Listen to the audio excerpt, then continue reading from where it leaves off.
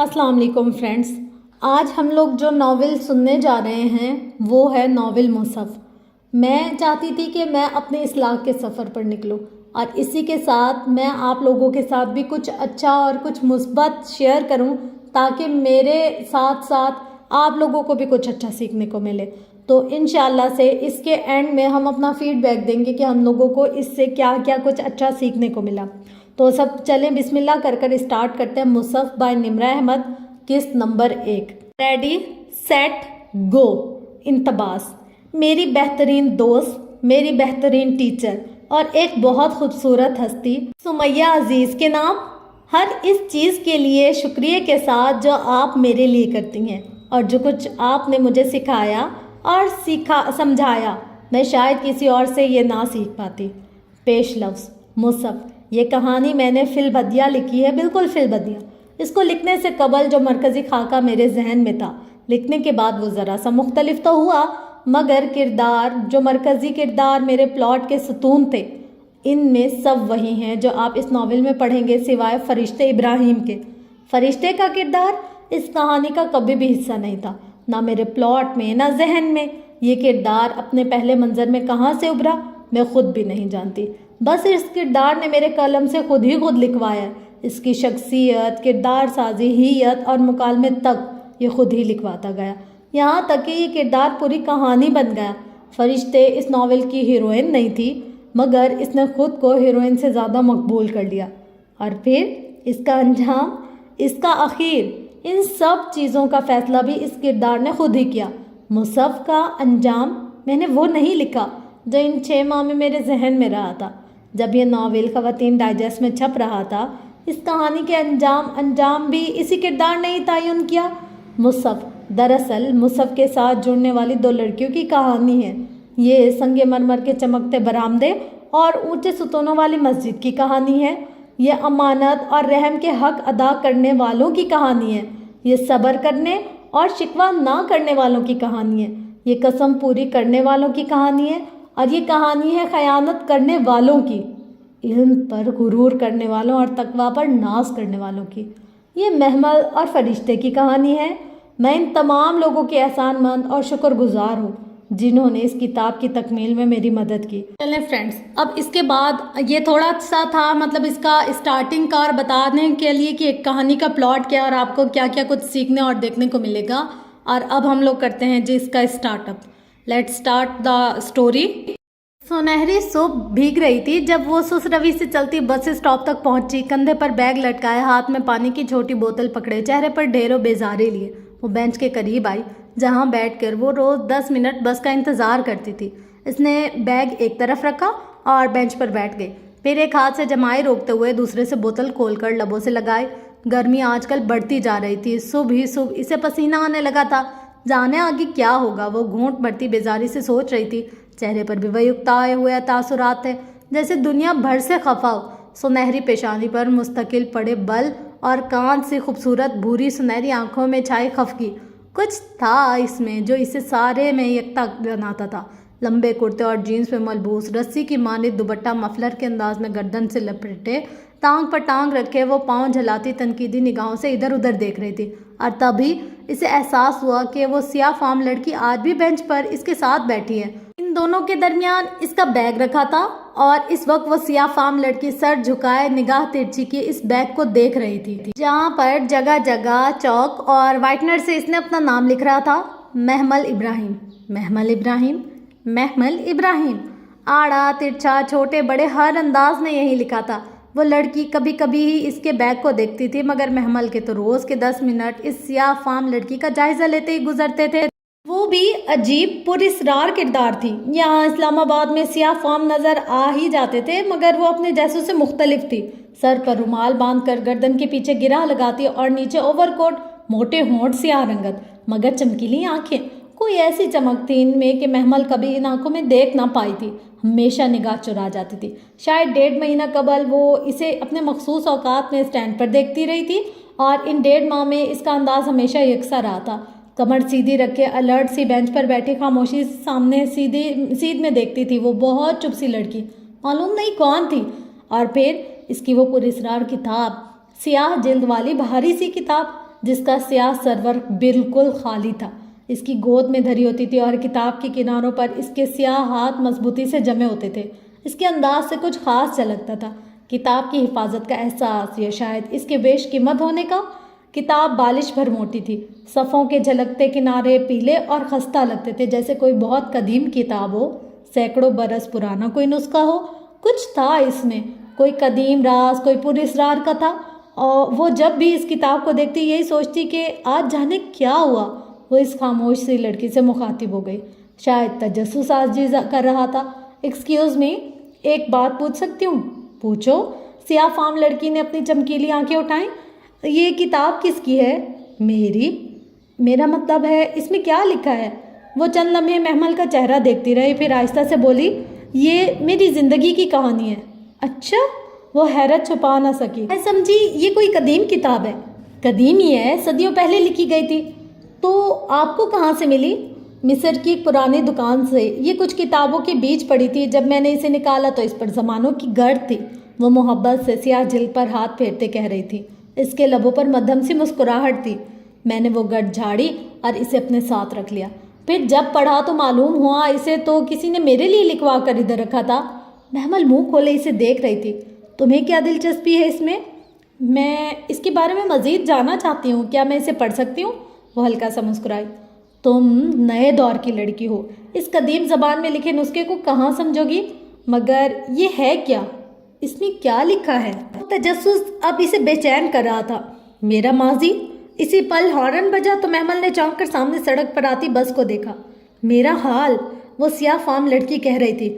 محمل bag کا strap پکڑے کھڑی ہوئی. اسے جلدی کالج پہنچنا تھا. اور میرا مستقبل بھی. مجھے کیا پیش آنے والا ہے یہ کتاب سب بتا دیتی ہے. میں چلتی ہوں. وہ بس کی طرف دیکھتے معذرت خانہ انداز میں کہہ کر آگے بڑھ گئی. اس پہ تمہارا ذکر بھی ہے محمل. وہ الٹے پیروں مڑی. میرا ذکر؟ میرے بارے میں کیا لکھا ہے؟ وہ ششد ہی تو رہ گئی تھی. یہی کہ میں تمہیں یہ کتاب دے دوں، لیکن میں تو اسے تمہیں تب ہی دوں گی جب تم تھک کر خود سے مجھ سے مانگنے آؤ گی، کیونکہ اس میں تمہاری زندگی کی کہانی بھی ہے. جو ہو چکا ہے اور جو ہونے والا ہے سب لکھا ہے. بس کا تیز ہارن بجا تو وہ کچھ کہے بنا تیزی سے اس کی طرف لپکی. راڈ پکڑ کر اوپر چڑھتے ہوئے اس نے پل بھر کو پلٹ کر دیکھا. وہ سیاہ فام لڑکی اسی طرح مسکرا رہی تھی. پر اسرار معنی خیز مسکراہٹ. محمل کو ایک دم اس سے بہت ڈر لگا تھا. کالج کے بعد وہ اپنی دوست نادیہ کے ابو کی اکیڈمی میں 7th کلاس کے بچوں کو سائنس اور میتھ پڑھاتی تھی. گھر پہنچتے پہنچتے اسے روز 3:30 ہو جاتے تھے. گیٹ عبور کر کے پورچ میں دیکھا تو 3 گاڑیاں آگے پیچھے کھڑی تھی. دل کراہ کر رہ گیا. گھر میں گاڑیوں کی قطار کے باوجود وہ بسوں کے دھکے کھانے پر مجبور تھی. ہم چچاؤں کے رحم و کرم پر پلنے والے یتیموں کے نصیب بھی کتنے یتیم ہوتے ہیں نا. خود پر ترس کھاتی وہ اندر آئی. لاؤنج میں خاموش. دوپہر اتری ہوئی تھی. وہ سب کے سونے کا ٹائم تھا. آغا جان اس کے سب سے بڑے تایا اس وقت تک آفس سے لوٹ آتے تھے اور ان کی کچی نیند کے باعث پورے گھر کو حکم ہوتا تھا کہ پتا بھی نہ کھڑکے ورنہ وہ ڈسٹرب ہوں گے. حکم بظاہر پورے گھر کو اور در حقیقت محمل اور مسرت کو سنایا جاتا تھا. اور آخر میں جب آغا جان کی بیگم تائی مہتاب ان الفاظ کا اضافہ کرتی، اور مسرت ذرا اپنی بیٹی کو سمجھا دینا کہ جب لور لور شہر پھرنے سے فارغ ہو جائے تو گھر آتے ہوئے مین ڈور آرام سے کھولا کرے. آغا صاحب کی نیند خراب ہوتی ہے. اب میں کچھ کہوں گی تو اسے برا لگے گا. گز بھر کی تو زبان ہے اس کی. نہ چھوٹوں کا لحاظ نہ بڑوں کا ادب. استغفر اللہ. ہماری بیٹیاں بھی کالج میں پڑھی ہیں. ان کے انداز ایسے نہ نکلے جیسے محمل کے وغیرہ وغیرہ. تو اسے آگ ہی لگ جاتی تھی. ہر روز دروازہ کھولتے ہوئے یہی فکرہ سماعت میں گونجتا تو وہ چڑھنے کے باوجود دروازہ آہستہ بند کرتی تھی. کچن کی طرف آئی تو سنک میں چھوٹے برتنوں کا ڈھیر لگا تھا. ناگواری سے ناک چڑھائے اس نے بیگ سلپ پر رکھا اور ہاٹ پاٹ کی طرف پڑھی. صبح ناشتے کے بعد سے اب تک کچھ نہ کھایا تھا اور اب زوروں کی بھوک لگی تھی. ہاٹ پاٹ کھولا تو وہ خالی تھا. رومال پر روٹی کے چند ذرے بکھرے ہوئے تھے. اس نے فریج کھولنا چاہا تو وہ لاک تھا. مہتاب تائی اس کے آنے سے قبل فریج لاک کر دیتی تھی. پہلے مسرت اس کے لیے کھانا بچا کر ہاٹ پاٹ میں رکھتی تھی، مگر جب سے مہتاب تائی نے کھانے کی خود نگرانی کرنی شروع کی تھی ہاٹ پاٹ ہر تیسرے دن خالی ہی ملتا تھا. تکلیف سے اس کی آنکھوں میں آنسو آ گئے، لیکن پھر ضبط کر باہر نکلی اور آہستہ سے گیٹ عبور کر کے کالونی کے باہر نکڑ والے ہوٹل سے ایک نان اور ایک کباب لے کر آئی. اتنے ہی پیسے تھے. واپسی پہ وہ پھر سے پرانی محمل بن چکی تھی. لاؤنج کا دروازہ کھول کر دھڑام سے بند کیا. فرش پر پری فٹ بال اٹھا کر پوری قوت سے دیوار پر ماری اور صوفے پر ٹانگ رکھ کر بیٹھی نان کباب کا لفافہ کھولنے لگی۔ لمحے بھر بعد ہی آغا جان کے کمرے کا دروازہ کھلا اور تنتناتی ہوئی تائی مہتاب باہر آئی۔ محمل، وہ گرجی تو اس نے آرام سے سر اٹھایا۔ کباب کھائیں گی تائی اماں؟ Shut up! 1000 دفعہ کہا ہے کہ آرام سے دروازہ کھولا کرو، مگر تم… آہستہ بولیں تائی اماں، اس وقت آغا جان سو رہے ہوتے ہیں، اٹھ جائیں گے۔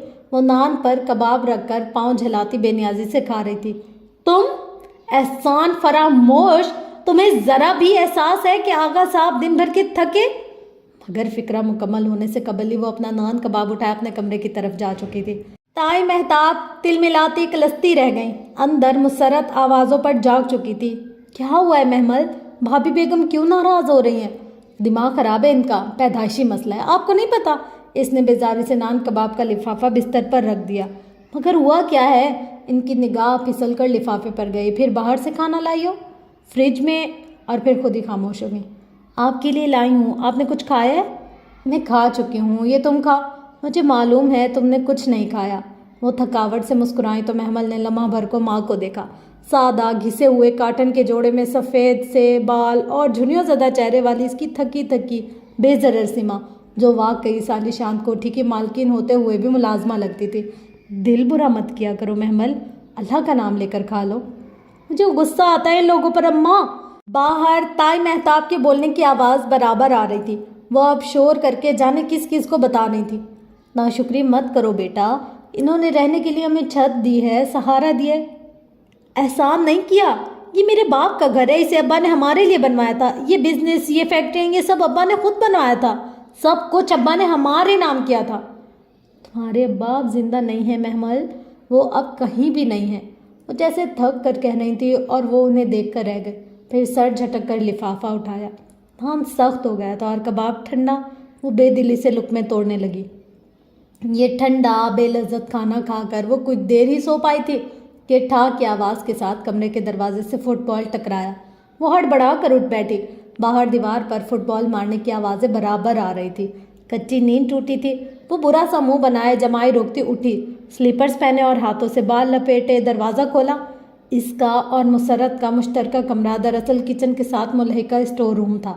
بہت چھوٹا نہ بہت بڑا۔ عرصہ پہلے اسے کاٹ کباڑ سے خالی کروا کے ان دونوں کو ادھر منتقل کر دیا گیا تھا۔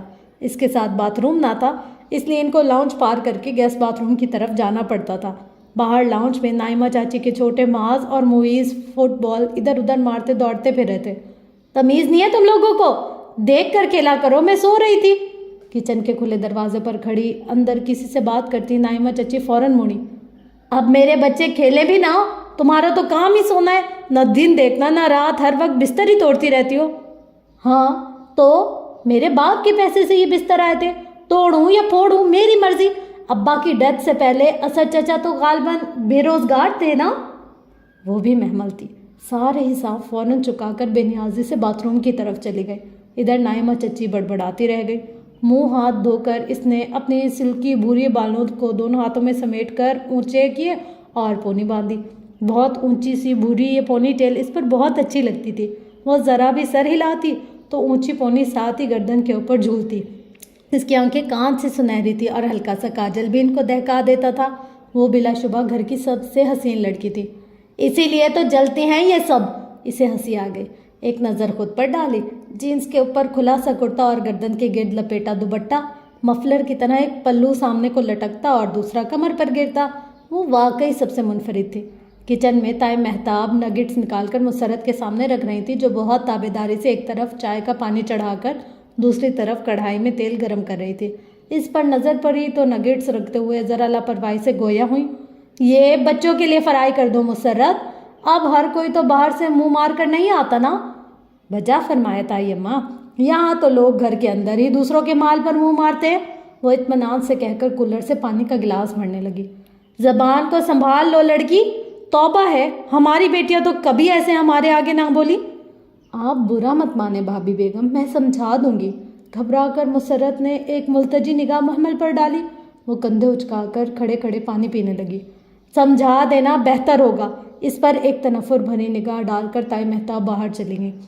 نائمہ چچی پہلے ہی جا چکی تھی، اب مسرت اور محمل ہی کچن میں رہ گئے تھے۔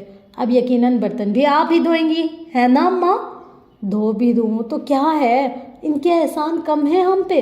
وہ مصروف سی ایک ایک کر کے نگٹس کڑھائی میں ڈال رہی تھی۔ محمل نے ایک گہری سانس لی اور آستین موڑ کر سنک کی طرف متوجہ ہوئی۔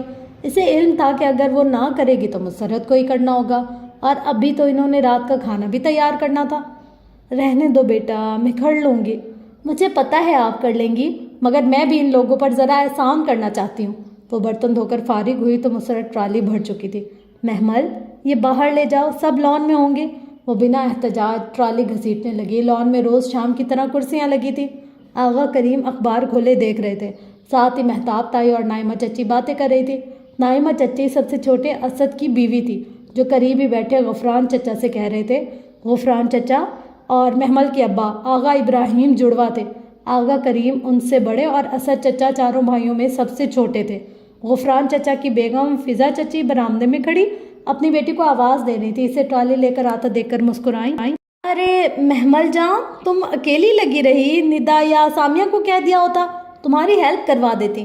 فضا چچی نائمہ اور مہتاب کی طرح زبان کی کڑوی نہ تھی، بلکہ اتنی میٹھی تھی کہ جب یہ مٹاس اپنے لبوں سے دوسرے کے حلق میں اڈھیلتی تو وہاں کانٹے اگاتے۔ اٹس اوکے، وہ بھی بس مسکرا کر ٹرالی آگے لے گئی۔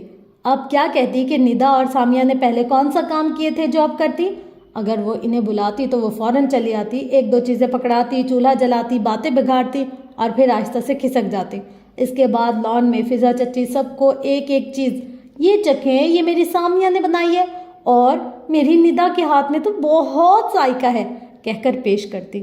اس پر مہتاب تعین کی تعریف تو نہ کرتی، مگر مسرت اور محمل کو کاہلی کے وہ تانے ملتے کہ اس سارے قضیے سے بچنے کو محمل نے کبھی ان دونوں کو بلانے کی غلطی نہ کی تھی، مگر فضا چچی کی یہ میٹھی زبان ہی تھی کہ نہ وہ کبھی ان کو پلٹ کر جواب دے سکی، نہ ہی کچھ جتا سکی، وہ موقع ہی نہ دیتی تھی۔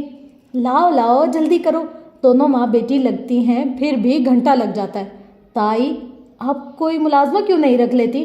کم از کم آپ کو ہم ماں بیٹی پر چلانا تو نہ پڑے گا نا؟ وہ تیزی سے کہہ کر ٹرالی وہیں چھوڑے واپس چلی گئی۔ سب باتیں چھوڑ کر ادھر ادھر دیکھنے لگے۔ احسان کرنے کا زمانہ ہی نہیں رہا۔ تائی نے ٹرالی اپنی طرف کھینچی۔ آقا کریم نظر چرا کر پھر سے اخبار میں گم ہو چکے تھے۔ وہ واپس کچن کی طرف آئی تو فواد تیزی سے سیڑھیاں پھلانگتا نیچے آ رہا تھا۔ چائے لگ گئی؟ آخری سیڑھی اترتے مصروف سے انداز میں کہتے وہ کلائی پر گھڑی باندھ رہا تھا۔ سنیکس لے گئی ہوں، چائے لاتی ہوں۔ وہ زیادہ غور سے سنے بغیر باہر نکل گیا۔ محمل نے رک کر لمحہ بھر کو اسے جاتے دیکھا۔ وہ مہتاب تائی کا بڑا بیٹا تھا، حنان، وسیم اس کی بات تھے، اور سدرا اور مہرین سب سے چھوٹی تھی۔ فواد آغا جان کے آفس جاتا تھا، اونچا لمبا خوش شکل تو تھا ہی، مگر ڈریسنگ اور دولت کی چمک دمک سے مزید پرکشش اور ہینڈسم لگتا تھا۔ خاندان کا سب سے پاپولر لڑکا، جس پر ہر لڑکی کا دل اور لڑکی کی ماں کی نظریں تھیں۔ ندا اور سامیہ ہوں یا نائمہ کی مغرور نخریلی آرزو، سب فواد کے آگے پیچھے پھرتی تھیں۔ رضیہ پھپھو تو اپنی اکلوتی فائقہ کے لیے کبھی فواد کو ڈنر پر بلا رہی تھی تو کبھی فائقہ انڈوں کا حلوہ بنا کر اس کے لیے لا رہی تھی۔ فواد میٹھا شوق سکھاتا تھا، سو یہ لڑکیاں ماؤں کی بنائے کو اپنا کہہ کر بہت شوق سے پیش کرتی تھی، مگر وہ بھی صدا کا بے نیاز تھا۔ اپنی اہمیت کا احساس تھا کہ بے نیازی اور تراہٹ تو کم نہ ہوتی تھی۔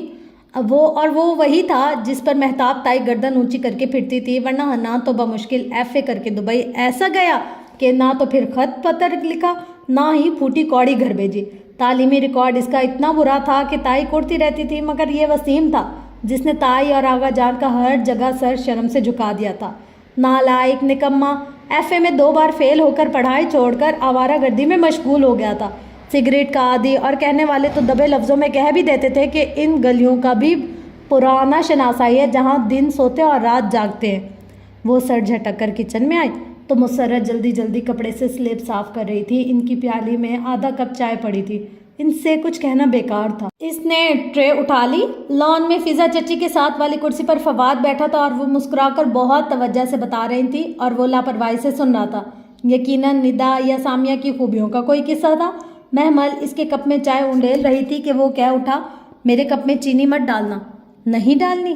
وہ پنجوں کے بل گھاس پر بیٹھی سب کو چائے اٹھا کر دے رہی تھی۔ ارے بیٹا، چینی کیوں نہیں پی رہے؟ فضا چچی بہت زیادہ فکر مند ہوئی۔ یوں ہی کچھ ویٹ لوز کرنے کی کوشش کر رہا ہوں۔ اتنے تو سمارٹ ہو، اور کیا لوز کرو گے؟ آرزو اسی پل سامنے والی کرسی پر آ بیٹھی۔ اور میری چائے میں آدھا چمچ چینی محمل۔ وہ فواد کے بالکل سامنے ٹانگ پر ٹانگ چڑھا کر بیٹھی تھی، چست سا سفید ٹراؤزر اور اوپر قدرے کھلے گلے والی ریڈ شارٹ شرٹ، کندھوں تک سٹیپ میں کٹے بال اور گندمی عام سا چہرہ جس کو بہت محنت سے اس نے قدرے پرکشش بنایا تھا، مگر پتلی کمان سے آئی برو اس کو بہت شاطر دکھاتی تھی۔ وہ نائمہ چچی اور اسد چچا کی اکلوتی اور لاڈلی بیٹی تھی۔ فٹ تو رکھنا پڑتا ہے خود کو محمل، یہ کباب پکڑانا، فواد نے ہاتھ بڑھا کر کہا تو محمل نے فوراً کباب کی پلیٹ اٹھا کر دینا چاہی اور دیتے دیتے اس کی انگلیاں فواد کے ہاتھوں سے مس ہوئیں۔ وہ چونکا تو گھبرا کر محمل نے پلیٹ چھوڑ دی، وہ گر جاتی اگر وہ تھام نہ لیتا۔ محمل نے فوراً ہاتھ کھینچ لیا، وہ پلیٹ پکڑے یک ٹک اسے دیکھ رہا تھا، چونک کر سب کچھ بھول کر، جیسے اسے پہلی دفعہ دیکھا ہو۔ پھر لمحے بھر کا علم تھا، اس نے رخ پھیر لیا تو وہ بھی دوسری جانب متوجہ ہو گئی۔ فضا چچی اور آرزو کسی اور طرف متوجہ تھی، کسی نے بھی وہ لمحہ محسوس نہ کیا تھا جو آ کر گزر بھی چکا تھا، اور فواد وہ وقفے وقفے سے اس پر ایک نگاہ ڈالتا تھا جو پنجوں کے بل گھاس پر بیٹھی سب کو چائے سرو کر رہی تھی۔ ذرا سا سر جھکاتی تو بھوری پونی ٹیل اور اونچی لگتی، سر اٹھاتی تو پونی ساتھ ہی جھولتی، اور وہ کانچ سی سنہری آنکھیں، ان ساری لڑکیوں کے پاس اس جیسا کچھ بھی نہ تھا۔ وہ چائے کی سپ لیتا خاموشی سے اسے دیکھتا رہا۔ شام میں وہ کمرے میں بند پڑی رہی، پھر مغرب ڈھل گئی تو کچن میں آ گئی، جہاں پھر مسرت سے کٹنگ بورڈ پر پیاز ٹماٹر کاٹتی رات کے کھانے کی تیاری کر رہی تھی۔ کچن میں اور کوئی نہ تھا اور سارا پھیلاوا یقیناً انہی کو سمیٹنا تھا۔ اماں، یہ تائی اماں یا چاچیوں میں سے کوئی کھانے کی ذمہ داری کیوں نہیں لیتا؟ ہمیشہ آپ ہی کیوں بناتی ہیں؟ وہ یہ سب دیکھ کر ہول گئی تھی۔ تو ہمارا گھر ہے بیٹا، میں یہ کروں گی تو کیا ہو جائے گا؟ آپ تھکتی نہیں ہیں ان کی خدمتیں کرتے؟ نہیں، تھکن کیسی؟ وہ اب جھک کر چولہا جلا رہی تھی۔ اچھا بتائیں کیا بنانا ہے، میں کچھ کروا دوں؟ بریانی تو بنانی ہی ہے، باقی مہتاب بھابھی سے پوچھتی ہوں۔ اور اسی پل مہتاب تائی نے کچن کے دروازے سے جھانکا۔ کھانا بنانا اب شروع بھی کر دو مسرت، روز دیر ہو جاتی ہے۔ مسرت چولہا جلاتے فوراً پلٹی۔ جی بھابھی، بس شروع کر رہی ہوں۔ آپ بتائیں، بریانی کا وسیم بیٹا کہہ کر گیا تھا، ساتھ کیا بناؤں؟ وہ دوپٹے سے ہاتھ پونچھتے ان کے سامنے جا کر پوچھنے لگی۔ ساتھ مٹر قیمہ بنا دو، کباب بھی تل لینا اور دوپہر والا اروی گوشت بھی گرم کر لینا۔ آلو کا ایک سالن بھی بنا لو، سلاد رائتا بھی نہ بھولنا۔ جی، اور میٹھے میں دیکھ لو، وہ بھی نیازی و نخوت سے گویا ہوئی۔ پوڈنگ بنا لو یا ڈبل روٹی کی کھیر؟ وہ ایک اچکتی نظر اس پر ڈال کر پلٹ گئی۔ ایک ٹائم پر دیگچے بھر بھر کے آپ 3 4 ڈشز بناتی ہیں، مگر رات کے لیے کچھ بچتا ہی نہیں ہے۔ وہ کلستی پھر بھی تھی اور حیران بھی ہوتی تھی۔ تم خود ہی تو کہتی ہو کہ وہ ہمارا مال حرام طریقے سے کھاتے ہیں، پھر حرام میں کہاں برکت ہوتی ہے بیٹا؟ ان کے لہجے میں برسوں کی تھکن تھی اور وہ کہہ کر پھر سے کٹنگ بورڈ پر جھک گئی۔ وہ بالکل خاموش سی ہو گئی۔ واقعی کیوں یہاں دیگچے کے دیگچے ایک وقت کے کھانے پر ختم ہو جاتے تھے؟ اس نے تو کبھی اس پہلو پر سوچا ہی نہ تھا، اور اماں بھی ان کے ہر ظلم و زیادتی سے آگاہ تھیں، پھر بھی چپ چاپ سہے جاتی تھی۔ ہمارا مال؟ دل میں ایک کانٹا سا چبھا۔ 11 برس قبل، ابا کی ڈیتھ سے پہلے، یہ فیکٹریاں، یہ جائیدادیں، بینک بیلنس، یہ امپورٹ ایکسپورٹ کی پوری بزنس امپائر سب ابا کا تھا۔ اور یہ آغا کریم خان، یہ راجہ بازار میں کپڑے کی ایک دکان چلاتے تھے۔ غفران چچا ایک معمولی سی کمپنی میں انجینئر بھرتی تھے، اور آرزو کے والد اسد چچا، وہ تو وسیم کی طرح تھے، بے روزگار، نکمے، نکٹو اور نالائق۔ پھر کیسے ابا کے چہلم کے بعد وہ اپنے کرائے کے گھر خالی کر کے باری باری ادھر آن بسے؟ یہ آغا ابراہیم کا گھر، آغا ہاؤس، 3 منزلہ عالی شان محل نما کوٹھی تھی۔ نچلی منزل پر آغا جان کی فیملی نے بسیرا جمایا، بالائی پر فضا چچی نے، اور سب سے اوپری منزل پر اسد چچا کی فیملی کا قبضہ تھا۔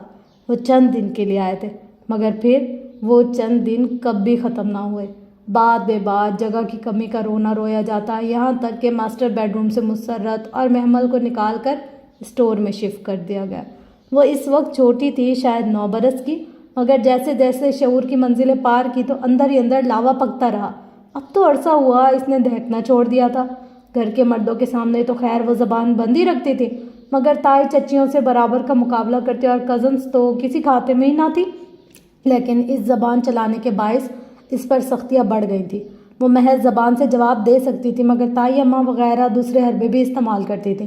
جب سے اس نے اپنی ذاتی جیب خرچ کے لیے ایک دوست کے والد کی اکیڈمی میں ٹیوشن دینی شروع کی تھی، اس کو گھر واپسی میں دیر ہو جاتی تھی اور نتیجتاً یا قصداً اس کے لیے دوپہر کا کھانا نہ رکھا جاتا تھا۔ ایک دفعہ اماں ایک روٹی اور سالن کی پلیٹ بچا کر کمرے میں لے کر گئیں، مگر تائیں مہتاب کی نگاہ پڑ گئی اور گھر میں بھونچال آ گئے۔ وہ باتیں سنائیں مسرت کو کہ ایسے چوری کے الزام لگائے، وہ القابات سے نوازا کہ مسرت پھر کبھی اس کے لیے کچھ بچا کر کمرے میں نہ رکھ سکیں۔ شاید تائی یہ سب اس لیے کرتی تھی تاکہ وہ ٹیوشن چھوڑ دے اور جو 1500 روپے اس ٹیوشن سے ملتا ہے وہ اسے نہ ملا کرے۔ اور ٹیوشن کی اجازت بھی تو کتنی منتوں سے اسے ملی تھی۔ جب سب کے سامنے ہی اس نے پوچھ لیا تو شروع میں تو سبھی اکھڑ گئے، لیکن اس کا فکرہ کہ ٹھیک ہے آج 1 تاریخ ہے، لائیے آگا جان میری پاکٹ منی نکالیے، مگر وہ اتنی ہی ہو جتنی سدرا اور مہرین باجی کو ملتی ہے، کیونکہ اگر مجھے پاکٹ منی نہ ملی تو میں سدرا اور مہرین کے ہر اچھے اور مہنگے جوڑے کو آگ لگا دوں گی۔ اور وہ پہلی دفعہ اتنی جنونی ہو کر بولی تھی کہ مزید 10 منٹ کی بحث کے بعد اسے اجازت مل گئی۔ اور ابھی جو اماں نے یاد دلایا کہ وہ لوگ ان کا مال کھاتے ہیں تو وہ یہ سوچے بغیر نہ رہ سکی کہ کچھ ایسا ضرور ہے کہ آغا جان اس 20 سالہ لڑکی سے خائف ہیں۔ اگر کبھی جو وہ اپنا حصہ مانگنے کھڑی ہو جائے تو کیا ان کا کیس اتنا کمزور ہے کہ وہ عدالت کا فیصلہ اپنے حق میں نہ کرا سکیں گے اور انہیں ہر چیز محمل کے حوالے کرنا پڑے گی؟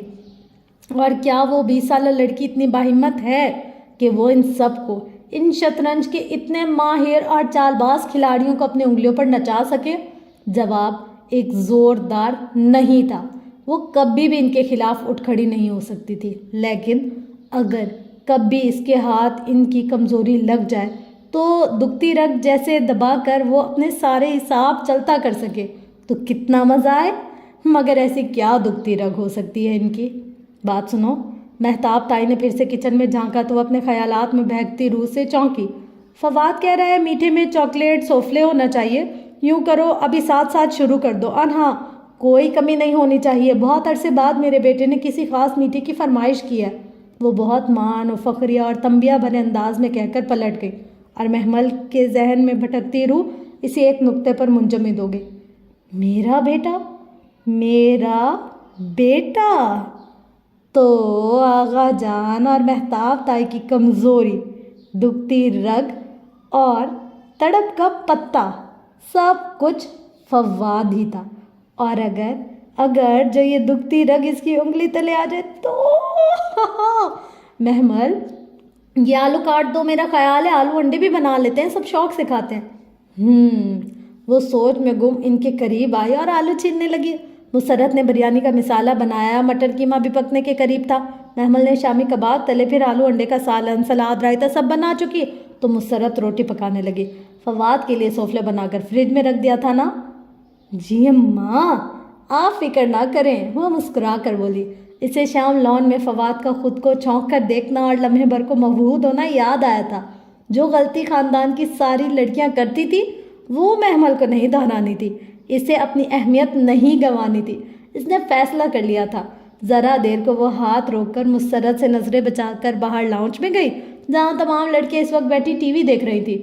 آرزو اسی چست لباس میں ٹانگ پر ٹانگ رکھے بیٹھی تھی۔ فواد کی بہنیں سدرا اور مہرین بھی قریبی تھی۔ سدرا 24 برس کی بہت عام شکل کی لڑکی تھی، اسی کمی کو پورا کرنے کے لیے خوب سارا میک اپ اور جولی گھر میں بھی زیب تن کیے رہتی تھی۔ سیاہ بالوں میں گولڈن اسٹریکنگ بھی کروا رکھی تھی، پھر بھی زیادہ فرق نہ پڑتا تھا۔ 23 سالہ مہرین کا البتہ قد چھوٹا تھا، کافی چھوٹا، اور بال بے حد گھنگریالے تھے۔ وہ سارا دن اپنے بال سیدھے کرنے یا قد لمبا کرنے کے ٹوٹکے آزماتی رہتی تھی۔ نقش اس کے سدرا کی نسبت بہتر تھے۔ فضا چچی کی ندا اور سامیہ میں سے ندا بڑی تھی اور سامیہ چھوٹی، مگر سامیہ اپنے بے حد لمبے قد کے باعث بڑی لگتی تھی۔ مہرین اس سے اسی باعث خار کھاتی تھی اور سامیہ بھی ماں کی طرح میٹھی میٹھی باتوں میں سارا دن مہرین کو مزید احساس دلاتی رہتی تھی۔ ندا کی شکل ذرا اچھی تھی، سانولی رنگت پر بڑی بڑی آنکھیں اسے قدرے ممتاز بناتی تھی اور تبھی آرزو اس کو ناپسند کرتی تھی۔ شاید وہ جانتی تھی کہ فواد کے لیے اس کے مقابلے پر سامیہ کمزور ہے، جبکہ ندا ایک مضبوط امیدوار ہے۔ فواد کی بہنیں سدرا اور مہرین تو بی اے کر کے ہی پڑھائی چھوڑ چکی تھی، جبکہ 22 سالہ سامیہ، 23 سالہ ندا بی اے کرنے کالج اور 23 سالہ آرزو ماسٹر کرنے کے لیے یونیورسٹی جاتی تھی۔ آرزو مر کر پاس ہونے والوں میں سے تھی اور اس کی یونیورسٹی پہنچ جانے کی بڑی وجہ آغا جان کی سفارشیں تھیں۔ یہ سفارشیں سدرا اور مہرین کے وقت بھی کام آ جاتی اگر جو انہیں پڑھنے کا رتی بھر بھی شوق ہو۔ بات سنیں، اس نے بظاہر عجلت میں سب کو مخاطب کیا۔ رات کھانے کے لیے سوفلے بنانا ہے، آپ لوگوں میں سے کوئی ہیلپ کرائے گا؟ نہیں، آرزو نے ریموٹ سے چینل بدلتے اسے دیکھنا بھی گوارا نہیں کیا۔ ندا اپنے ناخنوں پر سے کیوٹکس کھرچ رہی تھی۔ لمبی سی سامیہ فوراً فون کی طرف متوجہ ہو گئی۔ مہرین نے چہرے کے آگے رسالہ کر لیا اور سدرا بہت انہماک سے اسی وقت ٹی وی دیکھنے لگی تھی۔ چلیں فائن۔ وہ واپس کچن میں آ گئی۔ ڈائننگ ہال میں روز کی طرح کھانا کھایا گیا۔ محمل ہمیشہ کی طرح سب سے آخری کرسی پر موجود تھی، جو آغا جان کی سربراہی کرسی کے بالکل سیدھ میں تھی۔ مسرت ادھر ادھر چیزیں پکڑاتی پھر رہی تھی۔ میٹھا لے آؤ۔ کھانا ختم ہوا تو مہتاب تائی نے محمل کو اشارہ کر کے کہا۔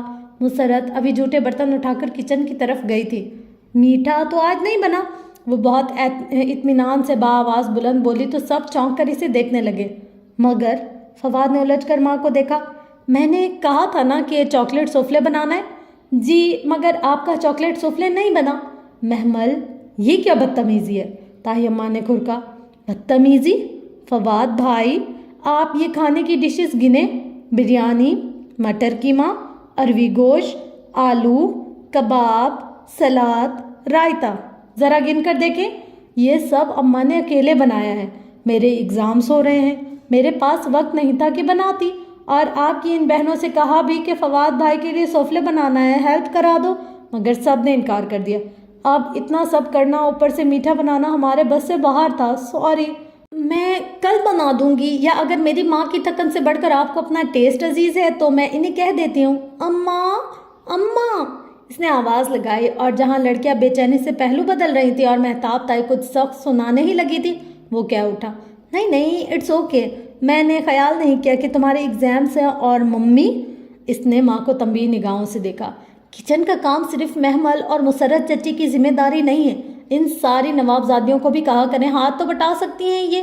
ہاں تو کرتی تو ہیں۔ ہاں ٹھیک ہے، آغا جان نے نیپکن سے ہاتھ صاف کرتے بات ختم کرنا چاہیے۔ جوان بیٹا جو ان سے اونچا تھا، اس کی بات کے آگے انہیں اپنی بات کمزور لگ رہی تھی۔ مہتاب تائی پہلو بدل کر رہ گئیں۔ نائمہ چچی زیر لب کچھ بڑبڑائیں، اور فضا چچی بھی خاموش سی ہو گئی۔ لڑکیاں الگ شرمندہ۔ وہ اطمینان سے فواد کے اٹھنے سے قبل ہی اٹھ گئی۔ مسرت کو برتن اٹھاتے پہلے تو علم بھی نہ ہو سکا کہ کیا ہوا ہے، اور جب ہوا تو معافی تلافی کرنے لگے۔ اندر آ کر محمل کو بھی ڈانٹا، مگر وہ پرواہ کیے بغیر کتابوں میں سر دیے بیٹھی رہی۔ فواد کے اٹھنے کے بعد یقیناً تائی نے بہت سنائی تھی، مگر فواد کے الفاظ کا اثر ظاہر نہیں کر سکتی تھی۔ اس کی گھر میں ایک مضبوط حیثیت تھی، اور پہلی دفعہ کسی مضبوط حیثیت والے نے محمل اور مسرت کی طرف داری کی تھی۔ بہت سی خواتین رات کو کڑتے کڑتے ہوئے سوئی تھیں۔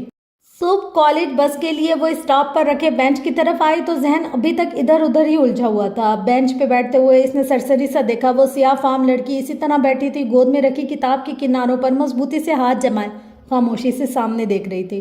وہ جمائی روکتی بیٹھ گئی اور بے دلی سے بس کا انتظار کرنے لگی۔ اس نے وہی کل والا اجرک کا کرتا اور جینس کے اوپر پہن رکھا تھا، بال اونچی لمبی پونے میں بندھے تھے۔ سوچ وہیں فواد کے ارد گرد گھوم رہی تھی۔ صبح وہ جلدی نکلی تھی، تب تک وہ نیچے نہیں آیا تھا۔ اس کا کمرہ دوسری منزل پر تھا، چوتھی تو فران چچا فضا چچی کی آماج گاہ تھا، مگر وہ کنارے والا کمرہ فواد کا پسندیدہ تھا، سو وہ اس کو عرصہ پہلے الاٹ کر دیا گیا تھا۔ فضا چچی کی 2 بیٹیاں اور ایک بیٹا حسن ہی تھے، سو وہ کمرے ان کی ضرورت سے زائد تھے، اور یہ تو محمل کا دل ہی جانتا تھا کہ وہ کمرہ تو ابا نے بنوایا ہی اس کے لیے تھا۔ مگر سیاہ فام لڑکی اسی خاموشی سے سامنے دیکھ رہی تھی۔ وہ بور ہونے لگی تو ادھر ادھر گردن گھمائی۔ سیاہ کتاب دیکھ کر کل کا واقعہ یاد آیا۔ یہ کتاب کب ملی تھی آپ کو؟ بغیر تمہید کے اچانک سوال۔ اس لڑکی نے اطمینان سے گردن اس کی طرف موڑی۔ 2 سال پہلے۔ یہ کس نے آپ کے لیے خصوصاً چھوڑی تھی؟ ہے کوئی؟ وہ ذرا سا مسکرائی، موٹی آنکھوں کی چمک بڑھ گئی۔ آپ کو اچھا لگتا ہے وہ؟ اس نے غور سے اس کی چمک کو دیکھ کر کہا۔ بہت زیادہ۔ آپ اسے کیسے جانتی ہے؟ میرا مطلب ہے یہ تو صدیوں پرانی کتاب ہے۔ بس میں جانتی ہوں۔ اور یہ کتاب، یہ آپ کو آپ کا ماضی، حال اور مستقبل کیسے دکھاتی ہے؟ اس میں سب لکھا ہے، گزرے واقعات اور وہ جو میرے ساتھ پیش آنے والا ہے اور مجھے ایسے موقع پر کیا کرنا ہے، سب لکھا ہے۔ محمل کا دل زور سے دھڑکا۔ وہ سیاہ فام لڑکی سے بہت عجیب بات بتا رہی تھی، جانے کیسے پراسرار بھید بھری کتاب تھی وہ۔ آپ کو اس سے کتنا فائدہ ہوتا ہے؟ جتنا تمہاری سوچ سے بھی اوپر ہے۔ پھر آپ کے تو بہت مزے ہوں گے، آپ اس کو پڑھ کر سب کچھ جان جاتی ہوں گی۔ ہاں مگر اس میں کچھ عمل ہے، پہلے وہ پرفارم کرنے ہوتے ہیں، پھر ہر چیز ویسے ہی ہوتی ہے جیسے اس میں لکھا آتا ہے۔ عمل؟ عملیات؟ وہ چونکی، اندر کوئی الارم سا بجا۔ یہ تو کوئی سفلی علم کے ماہر بیٹھی تھی، اس سے ذرا احتراز برتنا تھا۔ ہاں، سیاہ فام لڑکی مسکرائی۔ جو عملیات کر لے وہ اس کتاب کے ذریعے دنیا پر راج کرتا ہے۔ سب لوگ اس کی مٹھی میں آ جاتے ہیں اور ہر شے اس کے لیے تسخیر ہو جاتی ہے۔ صرف میں نہیں، اگر تم بھی اس کتاب کا خاص علم سیکھو تو تمہیں اس کے الفاظ میں اپنا ماضی، حال اور مستقبل نظر آنے لگے گا۔ اور اس کے بعد؟ وہ سحر زدہ سے سوال کیے جا رہی تھی۔ اس کے بعد تم اس کتاب کو چھوڑ نہیں سکتی، تمہیں اپنی زندگی اس سے باندھ کر ہی گزارنی ہوگی، اور اگر میں اسے چھوڑ دوں تو تم تباہ ہو جاؤ گی، تمہاری ہر چیز، ہر محبت، سب تباہ ہو جائے گا۔ اس کو لے کر تم چھوڑ نہیں سکتی۔ یہ سب اتنا آسان نہیں ہے۔ محمل گھبرا کر اٹھ کھڑی ہوئی۔ میری بس اسی پل بس قریب آتی نظر آئی اور وہ دوڑ کر بس کی طرف جانے لگی۔ تم ایک دن ضرور آؤ گی میرے پاس۔ سیاہ فام لڑکی مسکرائی تھی۔ تم ایک دن ضرور گڑ گڑا کر یہ کتاب مانگنے آؤ گی۔ میں جانتی ہوں تم لوگوں کی ستائی ہوئی ہو، تمہارا دل زخمی اور ہاتھ خالی ہیں، اور جس دن یہ دل پوری طرح ٹوٹ جائے گا میں تمہیں یہ کتاب دے دوں گی۔ جاؤ، تمہاری بس آ گئی ہے۔ وہ خوف زدہ سی بس کی طرف لپکی تھی۔ آج راڈ پکڑ کر اندر چڑھتے اسے پیچھے دیکھنے کی ہمت ہی نہیں ہوئی تھی۔ شام کو اس نے بہت محنت سے چاکلیٹ سوفلے بنایا، اور جب وہ خوب ٹھنڈا ہو گیا تو ٹرے میں سجا کر اوپر سیڑھیاں چڑھنے لگی۔ ابھی دوسری سیڑھی پر ہی تھی کہ آرزو نیچے سے آتی دکھائی دی۔ یہ کس کے لیے ہے؟ وہ ماتھے پر بل ڈالے لمحے بھر کو رکی۔ فادی کے لیے ہے۔ جی، انہوں نے کل کہا تو تھا، میرے پاس ٹائم کہاں تھا، آج بھی کسی کو یاد نہ آیا تو بنا ہی دیا۔ اس نے بے نیازی سے شانے جھٹکے، اور وہ دوسری سیڑھی پر ٹرے اٹھائے کھڑی تھی، منتظر کہ آرزو نیچے اترے اور وہ اوپر جائے۔ اور ڈنر کی تیاری کر لی تم نے؟ آرزو زینے سے اتر کر اس کے بالکل سامنے آ کھڑی ہوئی۔ اماں بنا رہی ہیں، قورمہ بنا لیا ہے، ممی نے کہا بھی تھا، تم نے چیک کیا ہے؟ آپ سیدھے سیدھے کہہ دے کہ میں چلی جاؤں اور آپ یہ ٹرے فواد بھائی کو دے آئیں، اپنے نمبر بنا لیں تو لے پکڑیں۔ اس نے ٹرے زور سے اسے تھمائے۔ مجھے اور بھی کام کرنے ہیں۔ وہ کھٹک کھٹک سیڑھیاں اتر کر کچن کی طرف چلی گئی۔ بدتمیز، وہ بڑبڑائی، مگر محمل کو معلوم تھا کہ اس کی آواز بلند تھی اور فواد سن چکا تھا، اور اب آرزو جو چاہے کر لے۔ وہ جانتا تھا کہ کام کس نے کیا تھا اور نمبر کون بنانا چاہ رہا تھا، اور پھر یہی ہوا۔ رات کھانے پر جب مسرت نے چاکلیٹ سوفلے لا کر رکھا تو فواد نے سب سے پہلے ڈالا۔ یہ تم نے بنایا محمل؟ جی، وہ سادگی سے بولی۔ آرزو نے ناگواری سے پہلو بدلا۔ بہت ٹیسٹی ہے، تم ہی روز میٹھا کیوں نہیں بناتی؟ اتنی فارغ نہیں ہوں میں، 100 کام ہوتے ہیں مجھے، ایگزامس ہو رہے ہیں میرے، دل کرے گا تو بنا دیا کروں گی، ورنہ سب جانتے ہیں محمل سے جی حضوریاں نہیں ہوتی۔ اماں، ایک پھلکا مجھے اٹھا دیں۔ وہ مصروف سی اماں کے ہاتھ سے پھلکا لینے لگی جیسے اسے فواد کی تاثرات کی پرواہ ہی نہ تھی۔ وہ تائیدن سر ہلا کر سوفلے کھانے لگا، مگر بار بار نگاہ بھٹک کر اس کے مومی چہرے پر جا ٹکتی تھی، جو بہت مگن سی ابھی تک کھانا کھا رہی تھی۔ سوفلے کو اس نے ہاتھ بھی نہیں لگایا تھا۔ وہ کچن میں کھڑی سنک کے سامنے دوپہر کے جھوٹے برتن دھو رہی تھی جب سامنے بڑی سی کھڑکی کے پار آسمان پر سرمئی بادل اکٹھے ہونے لگے۔ وہ ابھی تک اسپنج پلیٹوں پر مارتے ہوئے اس سیاہ فام لڑکی کے متعلق سوچے جا رہی تھی جس سے وہ گزشتہ کچھ دنوں سے احتراز برت رہی تھی۔ عین بس کے ٹائم پر اسٹاپ پر جاتی اور بینچ پر بیٹھنے کے بجائے ذرا فاصلے پر کھڑی ہو جاتی، نہ تو دانستہ اس لڑکی کو دیکھتی اور نہ ہی قریب جاتی۔ معلوم نہیں کیوں اسے اس سے اور اس کی سیاہ کتاب سے خوف سا محسوس ہونے لگا تھا۔ بادل ذرا گرجے تو وہ چونکی۔ نیل گو سنہری شام پر ذرا سی دیر میں چھایا ہو گئی تھی، بجلی چمکی اور یکا یک موٹی موٹی بوندیں گرنے لگی۔ محمل نے جلدی جلدی آخری برتن دھو کر ریک میں سجایا، ہاتھ دھوئے اور باہر لان کی طرف بھاگی۔ بارش دیکھ کر اس کا دل یوں ہی مچل جایا کرتا تھا۔ محمل، جاؤ، مسرت سے کہو، بلکہ تائے مہتاب جو برآمدے میں کرسی پر بیٹھی لڑکیوں سے گپ شپ میں مصروف تھی اسے آتے دیکھ کر حکم صادر کرتے کرتے رکی۔ اس کے چہرے پر بارش میں کھیلنے کا شوق رقم تھا۔ تائی نے لمحے بھر کو سوچا اور پھر حکم میں ترمیم کر دی، بلکہ جاؤ، پکوڑے بنا کر لاؤ، ساتھ میں دھنیا کی چٹنی بھی ہو، اور معاذ اور معیز کے لیے آلو کے چپس فرائی کر لو۔ اس کے چہرے پر پھیلا اشتیاق پھیکا پڑ گیا۔ اس نے قدرے بے بسی سے ان کو دیکھا۔ مگر تائی، ابھی کیسے؟ وہ بارش بعد میں کروں گی، وہ منمنائی۔ ہاں تو بارش کے لیے تو کہہ رہی ہوں، جاؤ شاباش، جلدی کرو۔ اور ندا، یہ سوٹ پھر تمہیں کتنے کا پڑا تھا؟ وہ ندا کے دوپٹے کو انگلیوں میں مسل کر ستائشی انداز میں پوچھ رہی تھی۔ صرف 1500 کا تائی، میں کل ہی آپ کو بھی لے کر چلتی ہوں، وہاں بہت اچھے پرنٹس آئے ہوئے ہیں، آپ کا کمپلیکشن تو ویسے ہی بہت فیئر ہے، آپ پر تو ہر رنگ کھل جاتا ہے۔ وہ واپس آپس میں مصروف ہو گئے۔ محمل پیر پٹکتی اندر آئی، آلو چھیل کر کاٹے، بیسن گھول کر رکھا تو تبھی تائی مہتاب نے آواز لگائی، مکس پکوڑے بنانا، فواد کو پیاز والے پکوڑے بہت پسند ہے۔ بھاڑ میں گئی اس کی پسند۔ اس نے زور سے سلیب پر چھری پٹکی، آلو قتلوں میں کاٹے، اب پھر سے ان کو چھوٹا کرنا پڑے گا، مرچیں پیاز بھی کاٹنی پڑیں گی۔ شدت بے بسی سے اس کی آنکھوں میں آنسو آ گئے۔ آج اماں بیمار تھی، صبح سے بخار تھا، سو اگر وہ نہ کرتی تو مسرت کو بیماری میں اٹھ کر کرنا پڑتا، وہ نہ بھی کر سکتی تھی۔ پیاز کاٹتے ہوئے اس کی آنکھوں سے آنسو نکلتے گالوں پر پھسل رہے تھے، تب ہی فواد ماں کو پکارتا کچن کے کھلے دروازے پر ٹھٹک کر رکا۔ کھلی جینس پر لمبا کرتا اور گردن کے گرد مفلر کی طرح دوپٹہ لپیٹے، بھوری اونچی ٹیل باندھے، وہ سر جھکائے کھڑی کٹنگ بورڈ پر ٹھک ٹھک پیاز کاٹ رہی تھی۔ آنسو گالوں پر چمک رہے تھے۔ محمل، وہ بے چین سا قریب چلا آیا۔ کیا ہوا؟ تم رو کیوں رہی ہو؟ میری مرضی، آپ لوگوں کو کیا ہے؟ آپ لوگوں کو تو اپنے کھانوں سے غرض ہوتی ہے۔ فواد کی دل میں جگہ بنانے کے لیے سارے ارادے بھلا کر وہ تڑک کر بولی، پھر بھی کسی نے کچھ کہا ہے؟ یہاں کہتا کوئی نہیں ہے، سب حکم صادر کرتے۔ اس نے چھری والے ہاتھ کے پوچھ سے گال صاف کیا، اور مجھ سے ابھی کوئی بات نہ کرے، میں بہت غصے میں ہوں، یا تو چھری مار دوں گی یا پکوڑے میں زہر ملا دوں گی۔ اچھا، وہ پتہ نہیں کیوں ہنس دیا۔ وہ رک کر اسے دیکھنے لگی۔ آپ کیوں ہنسے؟ کچھ نہیں، خیر بناؤ پکوڑے، اور مکس والے بنانا۔ وہ اپنی پسند بتا کے لمبے لمبے ڈھک بھرتا باہر نکل گیا۔ اس کے آنسو پھر سے بہنے لگے۔ جانے کس بھولے پن میں وہ یہ سوچ بیٹھی تھی کہ اگر وہ اس کی مٹھی میں آ گیا تو۔ اس نے نفے میں سر جھٹکا۔ وہ سب ایک جیسے تھے، بے حس، خود غرض، مطلبی، اور جب تک پکوڑے بنے بارش ہلکی ہو چکی تھی۔ وہ سب لڑکے لڑکیاں برآمدے میں بیٹھے 2 منٹ میں ہی پکوڑے چٹ کر گئے تھے، اور اب حسن سب کو لانگ ڈرائیو پر لے جانے کا پلان بنا رہا تھا۔ تم لوگ بھی کیا یاد کرو گے کس سخی سے پالا پڑا تھا؟ وہ ٹانگ پر ٹانگ رکھے بیٹھا فرضی کالر جھاڑ کر کہہ رہا تھا۔ حسن فضا چچی کا بیٹا اور ندا سامیہ کا بھائی تھا۔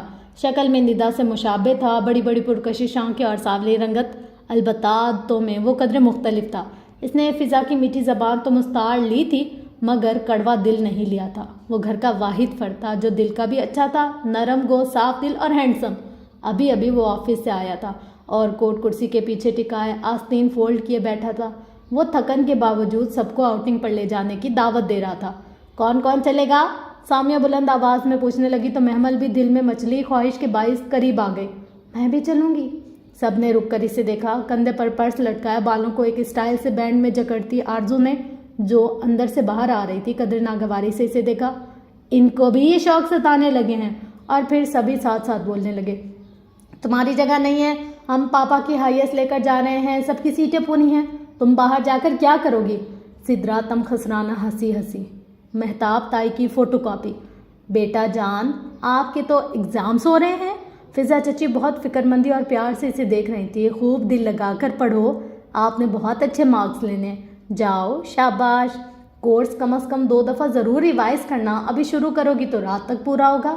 تائی مہتاب نے فضا چچی کی بات ختم ہونے کا انتظار کیا اور پھر تیزی سے بولی، نا تم نے باہر کیا کرنا ہے؟ رات کا کھانا کون بنائے گا؟ ماں الگ ڈرامے کر کے بستر پر پڑی ہے، کوئی پوچھنے والا ہے ان کو؟ بس مفت کی روٹیاں توڑے جاتے ہیں۔ فواد نے لمحے بھر کو کچھ کہنا چاہا، پھر خاموش رہا، اور حسن جو خاموشی سے ساری کارروائی دیکھ رہا تھا بالآخر کیا اٹھا، کوئی محمل سے بھی تو پوچھے کہ وہ کیا چاہتی ہے۔ ہاں، اب ہم اس سے پوچھتے رہیں، تائی بگڑ کر بولی۔ حسن لمحے بھر کو بالکل چپ ہو گیا۔ اگر فضا نے بیٹے کے جھاڑے جانے پر واضح برا مانا، تم اندر جاؤ، وہ بس اتنا ہی کہہ سکیں۔ تائی مہتاب سے مقابلہ کرنا ان کے بس سے باہر تھا۔ وہ پیر پٹکتی بہاگ کر کچن میں آئی اور سنک پر سر جھکائے پھوٹ پھوٹ کر رونے لگی۔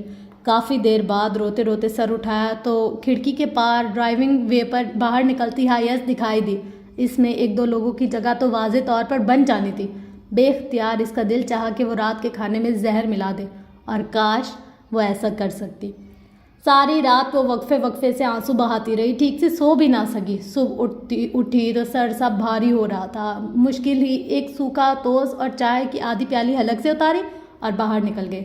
اسٹاپ پر معمول کی ٹھنڈ صبح اتری تھی۔ بینچ پر وہ سیاہ فام لڑکی ویسے ہی بیٹھی خاموشی سے سیدھ میں دیکھ رہی تھی۔ گود میں سیاہ جلد والی کتاب رکھی تھی اور اس کے سیاہ ہاتھ کتاب کے کناروں پر مضبوطی سے جمے تھے۔ آج وہ قدرے تھکی تھکی اور پسمردہ سی تھی. سو جا کر بینچ پر بیٹھ گئی. 10 منٹ ہی کاٹے تو اتنا کیا اعتراض برتنا. سیاہ فام لڑکی نے ذرا سی گردن اس کی جانب موڑ لی. رات کو ٹھیک سے سوئی نہیں؟ بس ایسے ہی. وہ دوسری جانب دیکھنے لگی. سامنے سڑک خالی تھی. دوسری طرف اکا دکا لوگ بس کے منتظر ٹہل رہے تھے. لوگوں کی ستائی ہوئی ہو؟ اس نے چونک کر اسے دیکھا. آپ کیسے کہہ سکتی ہیں؟ محتاط انداز میں پوچھا. تمہارے چہرے پر لکھا ہے تمہارا دل غمگین اور روح بوجھل ہے. تم تکلیف میں ہو اور لوگوں کی باتیں تم سے برداشت نہیں ہوتی ہے نا؟ معلوم نہیں. اس نے بظاہر لاپرواہی سے شانے اچکائے. البتہ اندر دل زور سے دھڑکا تھا. اور تم مستقبل کے بارے میں خوف زدہ ہو، ماضی کے بارے میں غمگین ہو شاید. شاید. اس کے بعد وہ واضح طور پر چونکی تھی. بے اختیار ہی لبوں سے پھسلا. تم اپنا مستقبل اور اپنی تمام پریشانیوں کا حل جاننا چاہتی ہو. کچھ ایسا ہو جس سے یہ تمہیں تنگ کرنے والے لوگ تمہارے آگے پیچھے پھرنے لگے. تمہارا محبوب تمہارے قدموں میں آ گرے. مال و دولت تم پر نچھاور ہو جائے. تم سب کو اپنی مٹھی میں کر کے دنیا پر راج کرو. کیا تم یہی نہیں چاہتی؟ ہاں. محمل نے بے بسی سے اسے دیکھا. اس کا دل موم کی طرح پگھل رہا تھا. وہ سیاہ فام لڑکی اس کی ہر دکھتی رگ کو اپنے ہاتھ میں لے رہی تھی. میں یہی چاہتی ہوں. اور اگر میں ایسا دے دوں تمہیں تو؟ کیا یہ کتاب؟ اس نے جھجکتے ہوئے پوچھا. اسے لگ رہا تھا کہ وہ زیادہ دیر تک ریزسٹ نہ کر پائے گی. ہاں، اگر تم یہ کر لو گی تو سب کچھ تمہاری مٹھی میں آ جائے گا. سب کچھ. محمل متذبذب سی لب کچلنے لگی. اس لڑکی کی باتیں بہت پرفریب، بہت پرکشش تھیں. اسے لگا وہ جلدی پھسل پڑے گی، بہک جائے گی. کیا یہ سب اتنا آسان ہے؟ شاید نہیں. تمہیں اس کتاب کے عمل کرنے میں بہت مشقت لگے گی، مگر ایک دفعہ سیکھ جاؤ گی تو سب آسان ہو جائے گا. زندگی سہل ہو جائے گی. اور پھر جن کے لیے تم روتی ہو وہ تمہارے لیے روئیں گے. وہ تمہارے پیچھے آئیں گے. بس کا تیز ہارن اسے ماحول میں واپس لایا. وہ چونکی اور بیگ کا اسٹرپ کندھے پر ڈالے اٹھ کھڑی ہوئی. 10 منٹ ختم ہو چکے تھے. میری بس جاؤ. سیاہ فام لڑکی مسکرائی. وہ تیز تیز قدموں سے چلتی بس کی جانب بڑھ گئی. دل ابھی تک زور زور سے دھک دھک کر رہا تھا. محبوب قدموں میں، لوگ مٹھی میں، دولت نچھاور اور دنیا پر راج. کیا یہ سب ممکن تھا؟ وہ اس کے کہے گئے الفاظ پر سارا راستہ غور کرتی رہی، لیکن پھر بار بار خود کو جھڑک دیتی. یہ کالے علم، سفلی علم، جادو ٹونے، چلے وغیرہ برے کام تھے. اسے ان میں نہیں پڑنا تھا. ایسا سوچنا بھی نہیں تھا.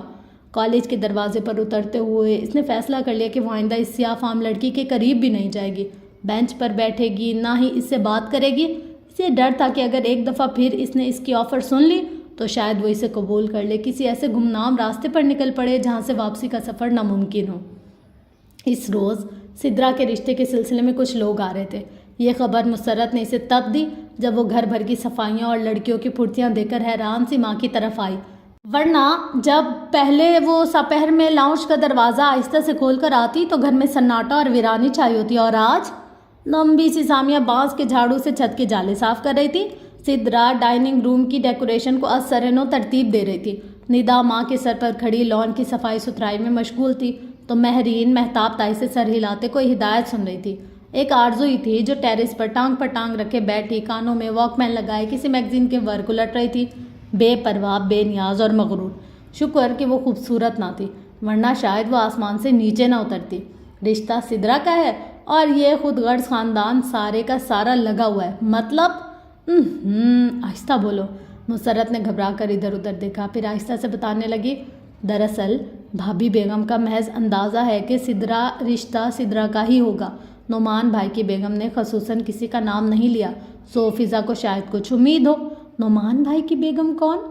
تمہارے ابا کی دور کی رشتہ دار ہیں. ان کا بیٹا فرقان ایروناٹیکل انجینئر ہے. بہت اچھا گھرانہ ہے اور ایک بیٹی ہے شادی شدہ، آسٹریلیا میں رہتی ہے.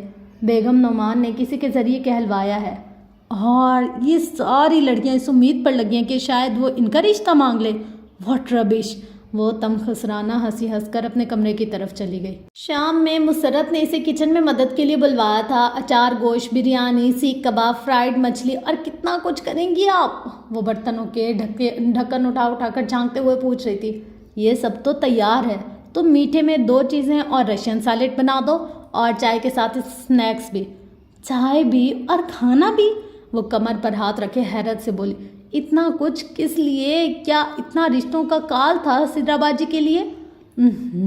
आहिस्ता बोलो, मैं किसी से डरती थोड़ी हूँ, अभी जाकर मुंह पर भी कह सकती हूँ। और तुम्हारे इस कहने पर बातें तो मुझे सुननी पड़ती है महमल। वो थकन से आजीदा सी बोली तो वो खामोश सी हो गई, फिर दुपट्टे की गिरा कसकर काम में जुट गई। चाय की ट्राली इसने बहुत एहतमाम और मेहनत से सजाई थी। इस वक्त भी वो पंजों के बल बैठी ट्राली के निचले हिस्से में प्लेटें सेट कर रही थी जब महताब ताई कुछ कहती हुई किचन में दाखिल हुई। सिद्रा इनके पीछे थी। सब तैयार है? जी। इसने बैठे बैठे गर्दन उठाए महताब ताई कदरे उजलत में नजर आ रही थी। ठीक है सिद्रा, तुम लेकर ये जाओ। और मिठाई किधर है? मेरा ख्याल है चाय के बाद ही बात पक्की कर देते हैं, मिठाई तब तक सेट कर लेना।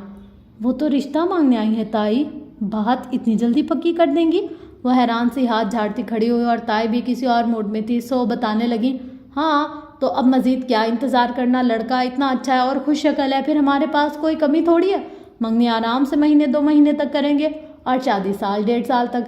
ऐसी धूमधाम से शादी करूँगी सिद्रा की कि ज़माना देखेगा। इनके अंदाज से तकब्बुर की बू आती थी। एक लम्हे को महमल का दिल चाहा नफीस सी वो खातून जो ड्राइंग रूम में बैठी हैं वो सिद्रा को नापसंद करके चली जाएं और ताई सदमे से बीमार ही पड़ जाएं। आखिर खुद पर गासिब लोग किसे अच्छे लगते हैं? मगर शायद इधर तो सारे प्लान बन चुके थे। सिद्रा नाजुक हील की टकटक करती ट्राली धकेलती ले गई और वो खाली किचन में खामोश सी कुर्सी पर बैठ गई। मुसरत भी मेहमानों के पास थी। जाने कैसे ताई को इनके फर्द होने का ख्याल आया था और वो इनको वहीं बिठा रही थी। Tissue महमल, tissue. नाइमा चची ने ज़ोर की आवाज़ लगाई तो वो तेज़ी से उठी। टिशू रखना भूल गई थी। उफ, वो टिशू का डब्बा उठाकर भागी। बस लाउंज में लम्हे भर को रुक कर बड़े आईने में खुद को देखा। ऊंची पोनी टेल, सियाह जीन्स पर लंबा सफ़ेद कुर्ता और गर्दन के मखसूस अंदाज में लिपटा एक टाई एंड डाई का दुपट्टा जिसे वो बहुत से जोड़ों के साथ चलाती थी। ये गालबन पिछली से पिछली बकरा ईद पर बनवाया गया जोड़ा था जो अब तक खासा घिस चुका था। खैर, कौन सा मेरे रिश्ते के लिए आया? वो शाने उचकाकर ड्राइंग रूम की जानिब बढ़ गई। नफीस और बावकार सी बेगम नुमान बड़े सोफे पर तकल्लुफ से बैठी मुस्कुराते हुए ताई महताब से बात सुन रही थी। इसे आते देखकर कतरे खुश दिली से उठ खड़ी हुई। महमल बेटा, आप अब आई हो? कब से पूछ रही थी तुम्हारी ताई से। वो एकदम गड़बड़ा सी गई लेकिन संभल कर आगे बढ़ गई। अस्सलाम वालेकुम। वालेकुम अस्सलाम। इतनी देर से पूछ रही थी तुम्हारा? वो मैं, हाँ आई नो बेटा, तुम इस एहतमाम में लगी हुई होगी। मुझे याद है जब मैं करीम भाई की इयादत के लिए आई थी तो इस अकेली बच्ची ने सारा खाना बनाया था। वो इसे अपने साथ बिठाकर प्यार से देखते 2 बरस पुरानी बात कर रही थी। वो घबरा कर कभी ताई के तने नकूश को देखती तो कभी सिद्रा की मुतगैर हुई रंगत को। वो तो बस टिशू देने आए थे और फिर इतना इस्तकबाल, 6 महीने वारदात। आप ये ड्रम स्टिक लेना भाभी, ये ताई ने इनकी तवज्जो हटाना चाहिए। अरे ये तो मेरी फेवरेट है महमल, तुमने बनाई है ना? मुझे याद है तुमने इस दफ़ा भी खाने में ये बनाई थी और फरी यानी कि बेटी स्पेशली तुम ये रेसिपी पूछ कर गई थी और इसे समझ में नहीं आ रहा था कि क्या करे। बेबसी और बेचारगी से वो बहुत मुश्किल सर ही रा पा रही थी। इधर ताई महताबा परेशान हो रही थी। यही तो हमेशा से होता आ रहा था। सिद्रा के रिश्ते के लिए आने वाले हर मेहमान को वो महमल और मुसरत की बनाई गई चीज़ें ये मेरी सिद्रा ने बनाई है कहकर पेश करती थी। मगर जाने कब वो खातून इनके घर की सारी सुनगुन ले गई थी। बस भाभी, बच्चियाँ माशाल्लाह सभी सुगण है हमारे घर की। फिज़ा चची ने बज़ाहिर मुस्कुराकर बात संभाली मगर कदरे बेचैन वो थी, कहीं कुछ बहुत गलत था। जी मगर ये सब तो सिद्रा ने बनाया, बेचारी सुबह से लगी हुई है, मुसरत ने जल्दी से कहा। जी जी, ताई महताब ने फ़ौरन तायद की। Very good Sidra. बेगम नुमान अब बॉक्स पैटीज़ ले रही थी। ये बॉक्स पैटीज़ तो बहुत अच्छी बनाई है सिद्रा, इसकी फिलिंग में क्या क्या डाला है? और सिद्रा के तो फरिश्तों को भी इल्म ना था कि बॉक्स पैटीज़ में डलता क्या क्या है। वो एकदम कंफ्यूज होकर माँ की शक्ल देखने लगी। दरअसल मैं कुकिंग का बहुत शौक़ रखती हूँ और मेरे बच्चों का टेस्ट भी बहुत आला है। नोमान साहब खुद मुनफरिद और अच्छे खानों के रसिया हैं, इसलिए हमेशा कहते हैं कि बहू ढूंढना तो इसके हाथ का जायका चक्कर ही रिश्ता मांगना। वैसे तो आपकी सारी बच्चियाँ ही माशाल्लाह बहुत खूबसूरत और सलीकामंद है, मगर महमल तो मुझे ख़ास तौर पर अजीज़ है। सिद्रा आपा ने जिक्र तो किया होगा कि किसी खास मकसद के लिए आ रही हूँ, तो अब लंबी चौड़ी क्या तमीद बांधूँ? महताब आपा, फुरकान तो आपका देखा भाला है, अल्लाह का शुक्र है इसने हर तरह से नवाजा है हमें। बस महमल के लिए आप लोगों के पास सवाल करने आई हूँ, अगर हो सके तो इसे मेरी बेटी बना दें। और महताब ताई से मज़ीद सुनना दुश्वार हो रहा था। महमल तुम अंदर जाओ, انہوں نے بمشکل خود کو نارمل رکھتے ہوئے اشارہ کیا تو وہ جو حق تک بیٹھی سن رہی تھی تیزی سے باہر نکل گئی۔ پیچھے کیا باتیں ہوئیں، کس نے کیا کہا، کب ان خاتون کو کھانا کھلائے بغیر رخصت کر دیا گیا، اور تائی کے بند کمرے کے سارے بڑوں کی کیا گفتگو ہوئی۔ وہ ہر شے سے دور اپنے کمرے میں کان لپیٹے پڑی تھی۔ اس کا دل کچھ بھی کرنے کو نہیں چاہ رہا تھا۔ عجیب سی کیفیت تھی، جیسے بند غار میں روشنی اور ہوا کا کوئی زون کھل گیا ہو۔ بے کیف اور روکھی پھیکی زندگی میں ایک دم ہی بہت خوشگوار اور سرسبز موڑ آیا ہو۔ امید پھر سے زندہ ہو گئی اور اسے لگ رہا تھا کہ ایک نئی زندگی باہیں پھیلائے اس کے استقبال میں کھڑی ہے۔ ایروناٹیکل انجینئر، خوش شکل فرقان، ماں باپ کا اکلوتا بیٹا، اچھے گانوں کا شوقین، اس کے لب آپ ہی آپ مسکرانے لگے تھے۔ انہوں نے سدرا کی جگہ میرا رشتہ مانگا۔ Can you believe it? میں تو اتنی شاکڈ ہو گئی، او گاڈ، بٹ اتنا اچھا پرپوزل ہے۔ وہ آنٹی اتنی لونگ اور سویٹ تھی کہ میں تمہیں کیا بتاؤں۔ اور پتہ ہے ان کا بیٹا ایروناٹیکل انجینئر ہے، اور تم میری بات سن رہی ہو نا؟ اس نے فائل میں صفحے ترتیب سے لگاتی نادیہ کا کندھا ہلایا تو وہ ہاں بتاؤ نا، پھر کیا ہوا کہہ کر پھر سے صفوں کی ترتیب ٹھیک کرنے لگی۔ ہونا کیا تھا، تائی اماں کی تو شکل دیکھنے والی تھی۔ اچھا نادیہ اب انگلش کی کتاب کے ورق الٹاتی کچھ تلاش کر رہی تھی۔ وہ دونوں کالج کے برآمدے کی سیڑھیوں پر بیٹھی تھی۔ مہمل اسے کل کی ساری رودات سنا رہی تھی۔ تائی نے مجھے فوراً وہاں سے بھیج دیا۔ بیچاری ہر چیز سدرا کی بدائی کہہ کر پیش کر رہی تھی، مگر وہ آنٹی بھی بہت تیز تھی۔ ایسے پر کھچے اڑائے کہ تائی کئی دن تک یاد۔ تم میری بات سن رہی ہو نادیہ؟ اس نے خفا سی ہو کر منہ موڑ لیا۔ نہیں سن رہی ہوں نا۔ نادیہ نے بوکھلا کر فائل ایک طرف سیڑھی پر رکھی، مگر وہ منہ موڑے بیٹھی رہی۔ اچھا بتاؤ نا، تو وہ صاحب میکینیکل انجینئر ہیں؟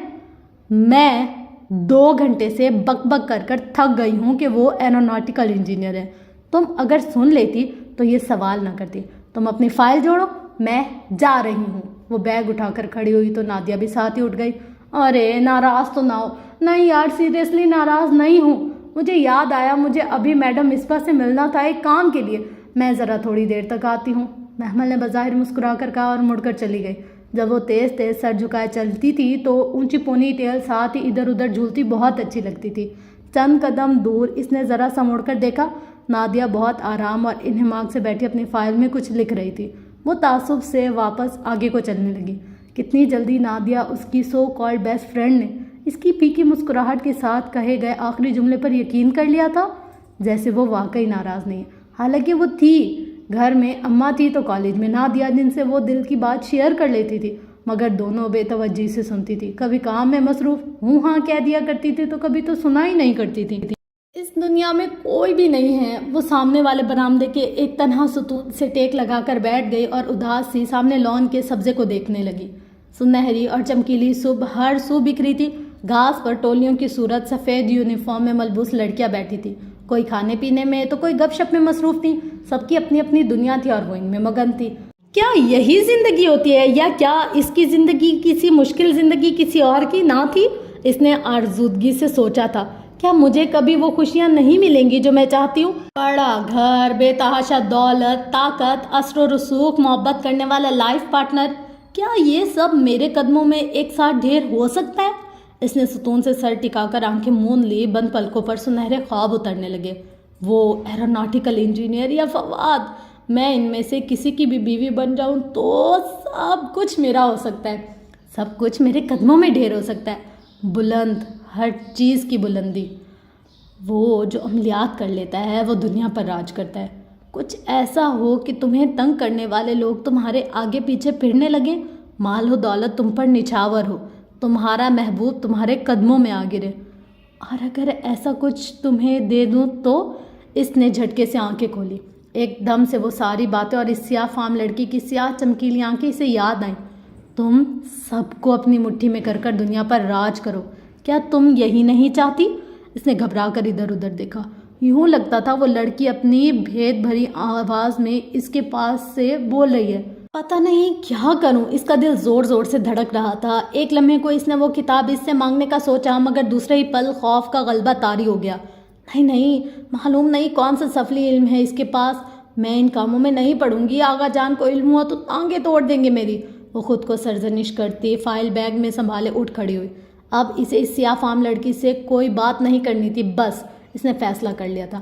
البتہ دل کے کسی چھپے خانے میں اس کتاب کو حاصل کرنے کی خواہش نے بھی بہت خاموشی سے سر اٹھانا شروع کر دیا تھا۔ ان دنوں مسرت بہت خوش رہنے لگی تھی اور وہ ان کو دیکھ دیکھ کر خوش ہوتی تھی۔ پتہ ہے محمل، بہت اچھے لوگ ہیں یہ۔ نعمان بھائی بڑے بھلے مانس انسان ہیں اور ان کا بیٹا تو بہت ہی خوب روح ہے۔ اللہ نے ہماری سن لی، وہ ضرور ہم پر رحم کرے گا۔ وہ کبھی کبھی بیٹھ کر اس کو بتانے لگ جاتی تو وہ خاموشی سے مسکراہٹ دبائے سر جھکائے سنتی چلی جاتی۔ اب تو گھر کے کام بھی آرام سے کر دیتی تھی۔ کچھ دن سے تائی کو جواب دینے بھی چھوڑ دیے تھے۔ پہلی دفعہ اس زندان سے نکلنے کی کوئی امید جو بندی تھی۔ سدرا البتہ اسے اٹھتے بیٹھتے بہت عجیب نظروں سے دیکھتی تھی۔ محمل پرواہ نہ کرتی، مگر اس روز تو حد ہی ہو گئی۔ وہ شام کی چائے کی ٹرالی دھکیلتی باہر لان میں لائی تو سدرا نے ایک دم سے اسے دیکھتے ہی منہ پھیر لیا۔ شاید ابھی تک ناراض ہے، اس نے سوچا، اور پھر جیسے مداوا کرنے کے لیے سب سے پہلے سدرا کا کپ بنایا۔ سدرا آپی چائے، بہت شائستگی سے مسکرا کر کپ بڑھایا۔ آپی؟ میں تمہاری آپی لگتی ہوں؟ سدرا نے کپ لیتے لیتے زور سے پٹخ دیا۔ گرم ابلتی ہوئی چائے محمل کے گھٹنے پر گری۔ وہ بلبلا کر کھڑی ہوئی، کپ گھاس پر جا گرا۔ یوں لوگوں کے سامنے آپی کہہ کر تم یہ ظاہر کرتی ہو کہ میں بوڑھی ہو گئی ہوں؟ ہاں؟ سدرا یکدم چلانے لگی، ممی ممی، اس کو دیکھیں، یہ ہمیشہ یہی کرتی ہے، یہ ہمیشہ لوگوں کے سامنے مجھے بے عزت کرتی ہے۔ سدرا نے زور زور سے رونا شروع کر دیا۔ ارے ان کی تو عادت ہے، یہ ماں بیٹی تو اس گھر کی خوشی دیکھ ہی نہیں سکتی۔ نہ میری بیٹی، تو غم نہ کر، اور اب کھڑی کیا ہو؟ جاؤ اپنی نحوست لے کر میرے سامنے سے۔ مہتاب تائی نے بھی بہت دنوں کا غصہ ایک دم نکالا۔ وہ جو شوق سی تھی بھاگتی ہوئی اندر آئے۔ مسرت بھی پریشان سے کچن کی کھڑکی میں تھی۔ انہوں نے بھی سن لیا تھا۔ محمل کچھ کہے بغیر اندر کمرے میں بند ہو گئی۔ اندازہ تو اسے تھا ہی کہ تائی کا موڈ اس روز سے بیگم نعمان کی باتوں پر خراب ہے، مگر وہ کچھ کہہ بھی نہ رہی تھی، چپ ہی ساتھ لی تھی، شاید اس بات پر کہ اب وہ محمل کی ہونے والی سسرالی تھی اور اس سے کیا پنگا لینا۔ مگر رات میں اس کی یہ خوش فہمی بھی دور ہو گئی جب اس نے کچن میں تائی مہتاب کو مسرت سے کہتے سنا، ہم نے تو اسی روز نعمان بھائی کو انکار کر دیا تھا، مگر محمل کی کون سے شادی کی عمر ہے، ابھی گھر کی بڑی بیٹیاں ہیں، پہلے ان کی ہوگی پھر ہی محمل کا سوچیں گے۔ چائے آغا صاحب کے کمرے میں پہنچا دو، وہ رات کا کھانا نہیں کھائیں گے، اور ٹیبل لگا دو۔ وہ حکم صادر کر کے بے نیازی سے باہر نکل گئی۔ کچن کے دروازے پر دھواں چہرہ لیے کھڑی محمل بس ایک استہزائیہ نگاہ اچھال رہی تھی، جبکہ اندر نڈھال سی بمشکل کھڑی مسرت کو دیکھنا بھی گوارا نہ کیا، جن کے دل پر انہوں نے الٹی چھری پھیر دی تھی۔ اسے علم نہیں تھا کہ کیوں، مگر وہ رات دیر تک برآمدے کی سیڑھی پر بیٹھی روتی رہی۔ اندر سب سو رہے تھے، مسرت بھی سونے چلی گئی تھی۔ وہ پڑھائی کا بہانہ کر کے باہر آئی اور دیر تک ادھر بیٹھی بے آواز آنسو بہاتی رہی۔ کچی عمر کا پہلا خواب تھا، وہ بھی ایسے کرچی کرچی ہوا تھا کہ روح بلبلا اٹھی تھی۔ وہ اتنی ہرٹ ہوئی تھی کہ دل پھٹ رہا تھا۔ کوئی اتنا ظالم بھی ہو سکتا ہے؟ جتنی تائی تھی، جتنی یہ سب لوگ تھے، اس کا دل چاہا کہ وہ بے خبر سوتے ان لوگوں کے کمروں کو آگ لگا دے، یا چھری سے ان کی گردنیں کاٹ پھینکے، یا زہر دے کر سب کو مار دے، اور آخر میں خود بھی پھانک لے۔ نفرت، بہت شدید نفرت محسوس ہوئی تھی اسے اپنے ان رشتہ داروں سے۔ اس کا دل چاہا کہ وہ ان گھٹیا اور کمینے لوگوں سے دور چلی جائے، جہاں اسے ان کی شکل نہ دیکھنی پڑے، اور وہ واقعی اب وہ چلی بھی جائے گی۔ اس نے سوچ لیا تھا بس ایک دفعہ اسے وہ اسکالرشپ مل جائے جس کے لیے اس نے برٹش ہائی کمیشن کے اعلان کے بعد اپلائی کیا تھا، کہ بھلے گھر کے جو حالات ہو۔ اس نے 5th سے FSC تک ہر بورڈ ایگزام میں پورے بورڈ میں ٹاپ کیا تھا۔ FSC پری انجینئرنگ میں ٹاپ کرنے کے باوجود اس کا انجینئرنگ کی طرف رجحان نہ تھا یا رہا نہ تھا، سو BSc میتھس میں ایڈمیشن لے لیا تھا، اور اسے امید تھی کہ اب بھی وہی ٹاپ کرے گی، اور اگر اسکالرشپ اسے مل جائے تو بہت آسانی سے اسے زندان سے چھٹکارا مل جائے گا۔ وہ آنسو ہتھیلی کی پوچھ سے رگڑتی اس سوچ میں غلطہ تھی کہ کوئی اس کے ساتھ آ کھڑا ہوا، اور جوتے دیکھ کر چونکی اور بھیگا ہوا چہرہ اٹھایا۔ وسیم اس کے بالکل سامنے کھڑا تھا۔ وسیم بھائی، وہ کرنٹ کھا کر اٹھی اور 2 قدم پیچھے ہوئی۔ تائی مہتاب کا تیسرے نمبر کا بیٹا، فہد کا چھوٹا اور ناکارہ ہوا آوارہ بھائی، اس وقت بھی وہ اپنی سرخ آنکھوں سے اسے گھور رہا تھا، جانے کب اچانک آ کر ادھر کھڑا ہوا تھا۔ کھلا گریبان، تنگ جینس، گردن سے لپٹی چینیں، بکھرے بال اور سرخ آنکھیں۔ وہ نشہ کرتا تھا، گھر میں سب کو علم تھا، یہاں تک کہ فضا چاچی اپنی بیٹیوں کو اس کے قریب بھی نہ جانے دیتی تھی۔ خود حسن بھی احتیاط کرتا تھا۔ آرزو البتہ لاپرواہ اور نڈر تھی۔ وہ ویسے بھی وسیم گھر میں بہت کم ہی نظر آتا تھا۔ محمل ہر ممکن احتیاط کرتی کہ اکیلے میں اس کا سامنا نہ ہو، اسے اس کی آنکھوں سے خوف آتا تھا، مگر آج نہ جانے کیسے۔ کیا کر رہی ہو؟ وہ ایک دم اوپر سیٹ پر چڑھا تو وہ بے اختیار مزید پیچھے ہٹی۔ کچھ بھی نہیں، وہ آغا جان آواز دینے۔ وہ ایک دم پلٹ کر اندر بھاگی۔ وسیم نے تم خسرانہ سر جھٹکا۔